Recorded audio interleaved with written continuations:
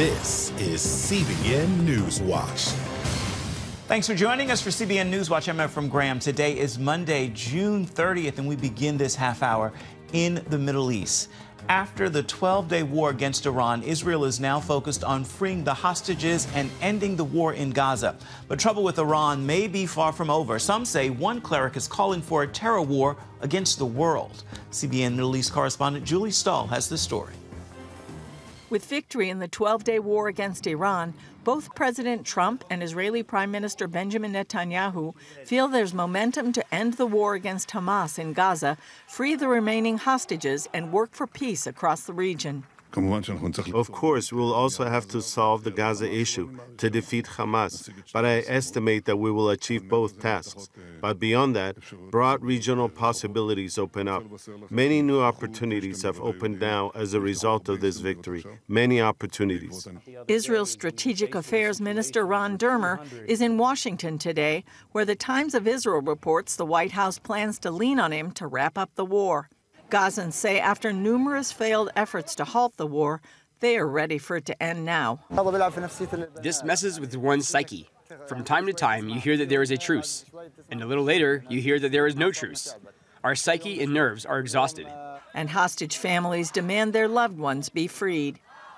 Bring all the hostages back, the living and the deceased, because we want all of them. Now that Israel and the U.S. have crippled the Iranian regime's nuclear program, they don't plan to let Iran rebuild it. Trump says he would absolutely consider bombing its nuclear facilities again, and Defense Minister Israel Katz is ordering the Israeli military to come up with plans to keep derailing both Iran's nuclear and missile programs. A top Muslim cleric in Iran has issued a fatwa against both Trump and Netanyahu, which could include death. The New York Sun reports Grand Ayatollah Nasser Makarim Shirazi says the two must pay for waging war against Allah and threatening Islam during the 12-day war. A commentator in Britain labels the fatwa a call to global terrorism. On his X account, Niak Gorbani writes, "The West must realize the Islamic Republic is not only targeting its own people, it is preparing for global violence in the name of religion." Meanwhile, the U.S. and Israeli-backed Gaza Humanitarian Foundation, or GHF, is under attack. It has been feeding people in Gaza while preventing Hamas from stealing the food aid, something the United Nations failed to do. Now the UN is trying to derail the GHF. As Reuters reports, UN Secretary General Antonio Guterres said people are being killed simply trying to feed themselves and their families.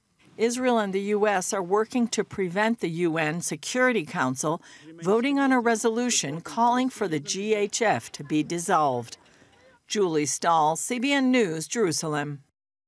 Here at home, 2 firefighters are dead and a third is wounded after an ambush in the mountains of northern Idaho.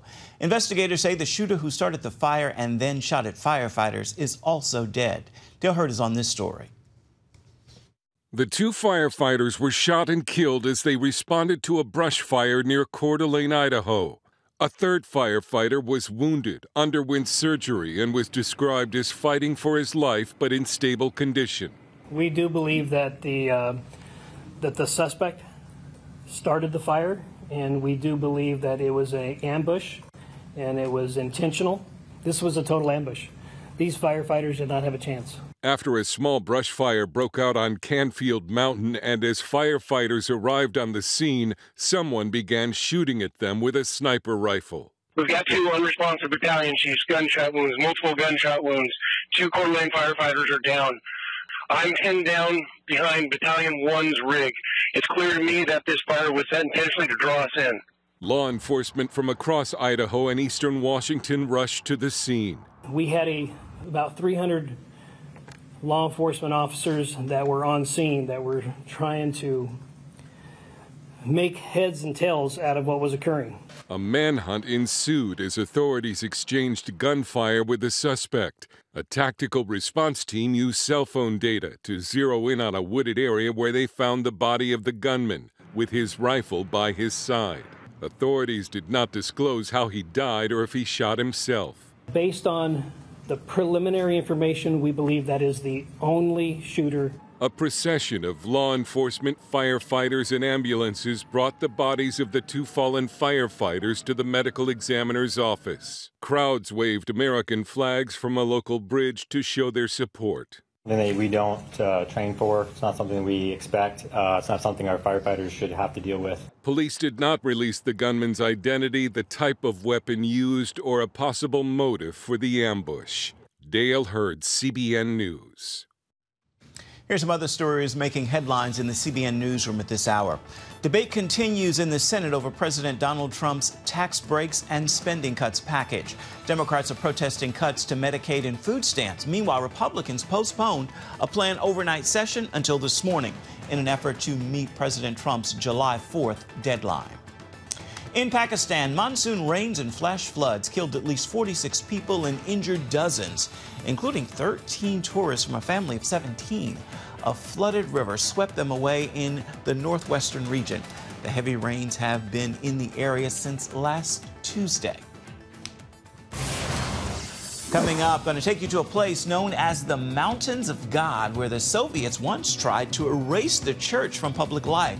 You'll watch as a new generation of Christian leaders is rising up. Stay with us. You're watching CBN NewsWatch.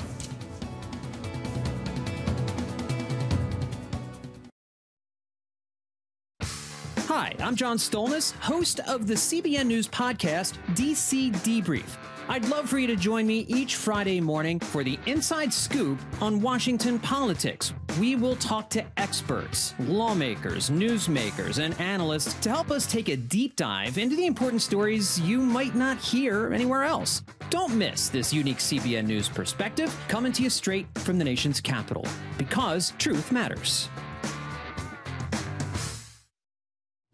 While most people in Central Asia are Muslim, more young people are becoming Christians despite the danger.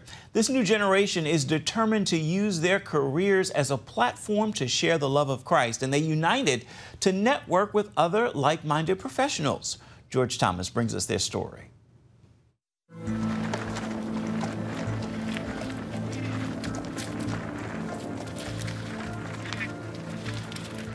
Kazakhstan, the world's largest landlocked nation, sits in the very heart of the countries of Central Asia.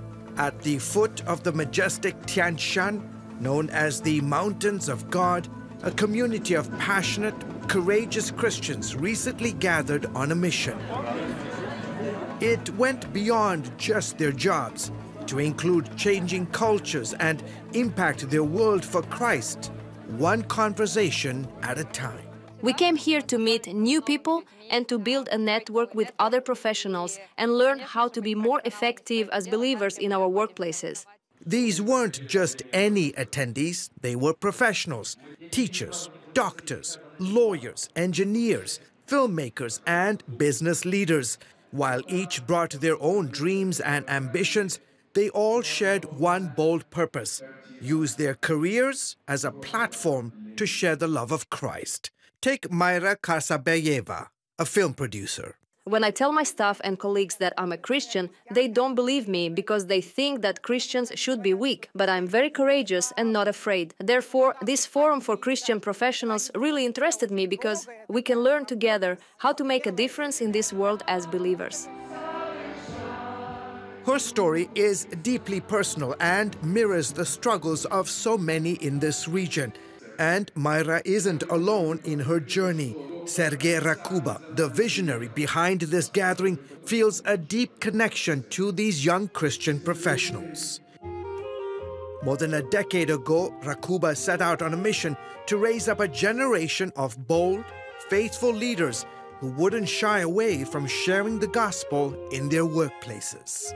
It gave birth to the Next Generation Professional Leaders Initiative. We want to mobilize and motivate the young generation of Christian professionals to step beyond the church walls into modern society and make their work, their profession, their influence, and their workplace as a pulpit for proclaiming the gospel. It's a mission born from his own life story, one that stands in stark contrast to the world where he grew up. In the Soviet Union, when I was growing up in a Christian family, it was nearly impossible for Christians to obtain higher education or hold any respectable or influential position in society. Christians were pushed to the margins. They weren't allowed to become doctors, teachers, or lawyers. Private business didn't exist at all.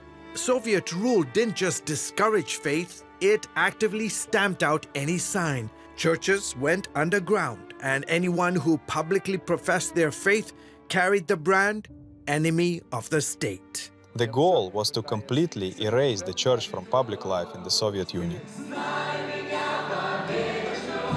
Now, in the post-Soviet era, a new generation is rising. While the majority of Central Asia remains Muslim, more and more young people are embracing Christianity. God is giving us opportunities to tell people about the Word of God, and I see that many people who are far away from God are ready to hear the gospel, and they are hungry. They want to hear about salvation and hope. This year's forum held here in Almaty was Mission Eurasia's 10th initiative, bringing more than 500 professional Christians from around the Central Asia region, including from nations, by the way, that have seen recent restrictions on religious freedom. In addition to workshops on workplace ministry, the forum hosted roundtables focusing on the rising tide of religious restrictions across the region. As the pressure mounts, so does their resilience.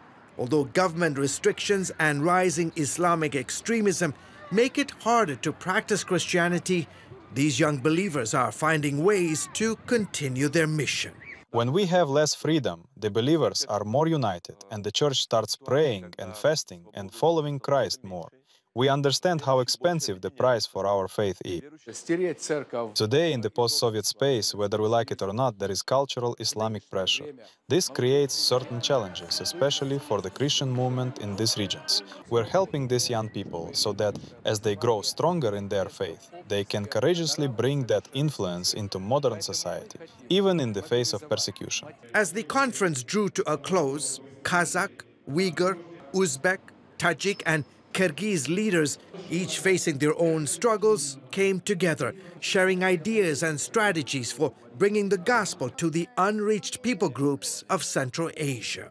Here we are in Kazakhstan. It's one of the most reached in Central Asia, but still only 0.5% evangelical among the majority of Kazakh population.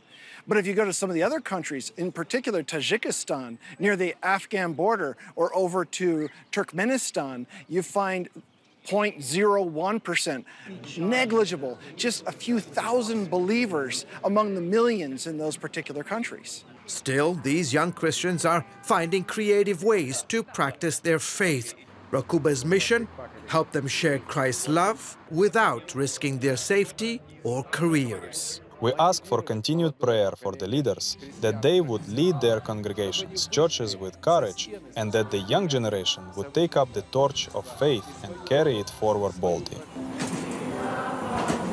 As these young professionals return home across Central Asia, they carry not just knowledge, but a renewed courage to be a light in regions where faith is tested. An impact that could last for generations. George Thomas, CBN News, Almaty, Kazakhstan.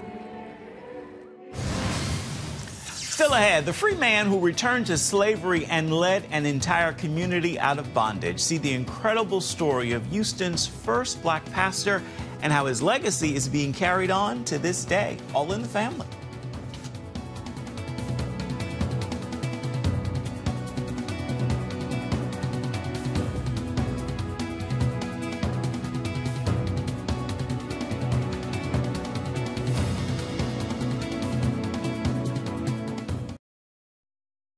Welcome back. I want to take you now to Antioch Missionary Church in Houston, Texas, to see how history is repeating itself. An enslaved man started the church after Juneteenth when news of the Emancipation Proclamation finally reached Texas.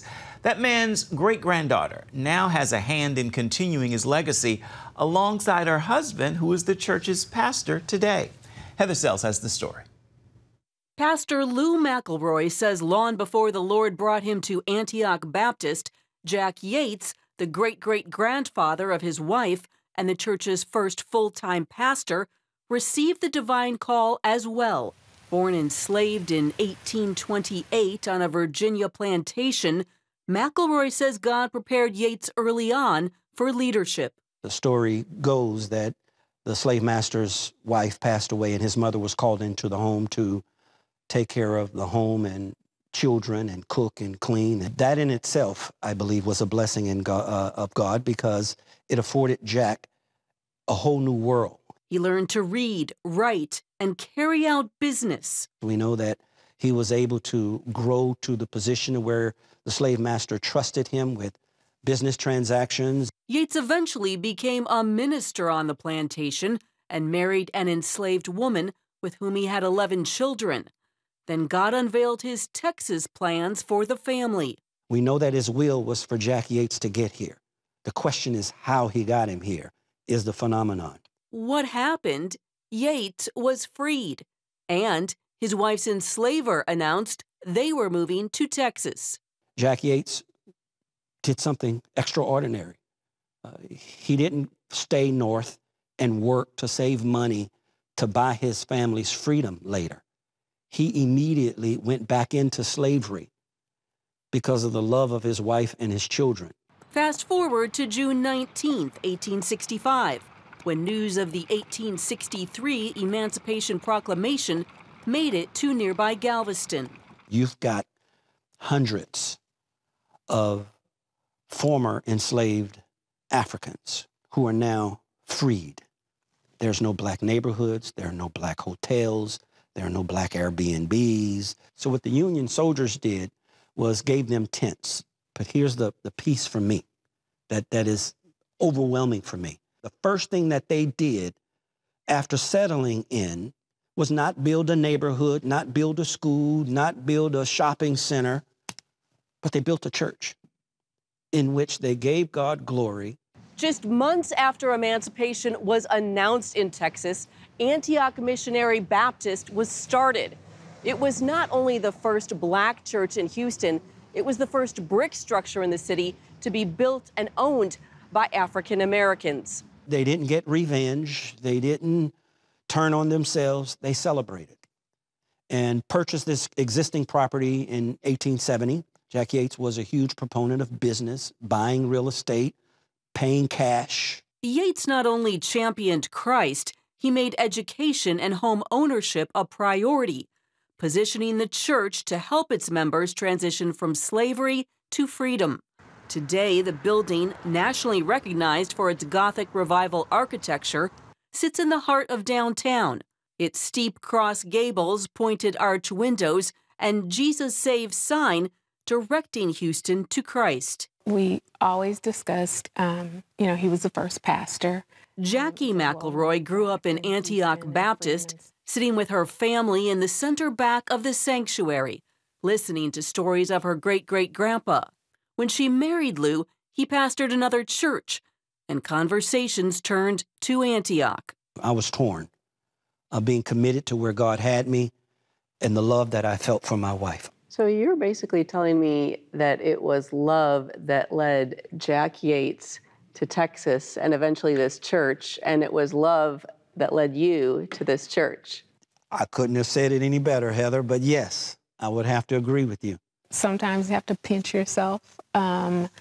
Never in a million years running around these pews would I have imagined that the man I married would be the pastor of the church. It's an honor and it's a blessing. It's a sense of a duty. It's not to be taken lightly. Today, the impact of Jack Yates can be seen and felt across Houston. Places like Emancipation Park, the city's first outdoor public space for African Americans, which he helped to found. The local high school is named in his honor.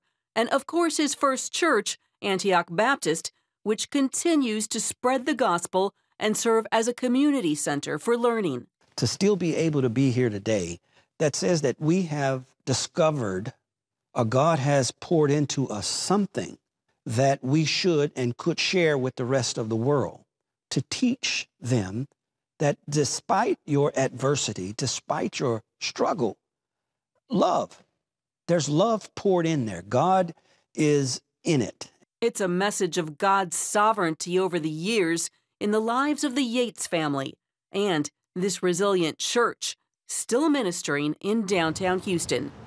Heather Sells, CBN News. Stay with us. Your Monday Motivation is coming up next.